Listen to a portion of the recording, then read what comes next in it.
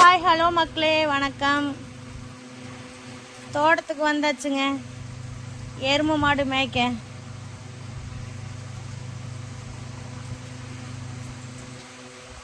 எருமை மேய்ச்சிட்டு அப்படியே பருத்தி காட்டில் பில்லு பிடுங்கிட்டு போகலான்னு வந்தேங்க.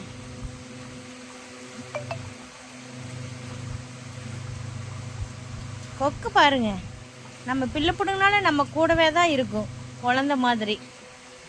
எங்கேயும் போகிறதில்ல நம்மளை விட்டு.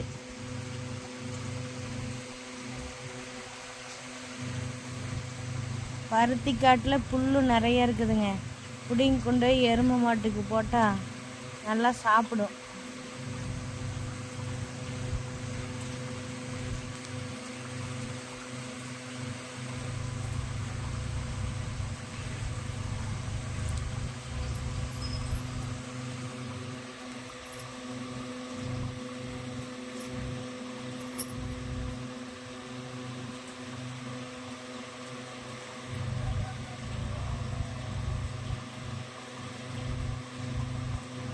புல்லு பாருங்க, அரும்புல்லு.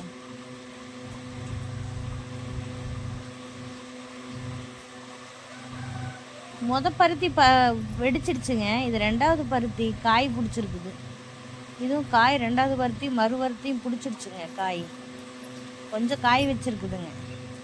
சரி, அது காய் வர வரைக்கும் பொறிக்கலாம், புல்லு அறுத்துக்கலான்னு எருமை இந்த காட்டில் விடவே இல்லைங்க.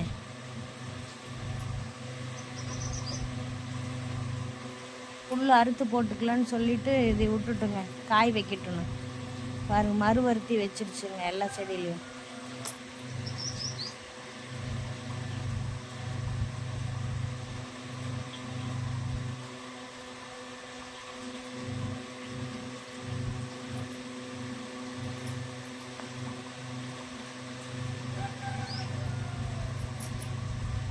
ஒரு காட்டில் விட்டு திங்கடிச்சாச்சுங்க.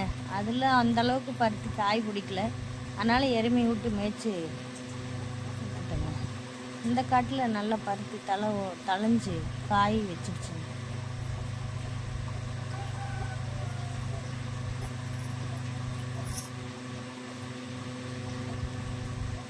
கொக்கு தேடி தேடி அந்த பூச்சி பொறுக்கி பொறுக்கி திங்குதுங்க.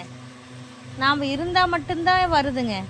ஆள் இல்லைன்னா பக்கத்தில் வரது இல்லைங்க, பறந்துட்டு தூரமாக போயிடுது. அதுக்கும் ஒரு பயம் போல் இருக்குது, ஒருத்தர் இல்லைன்னா. எட்டி பார்க்குறது பாருங்க.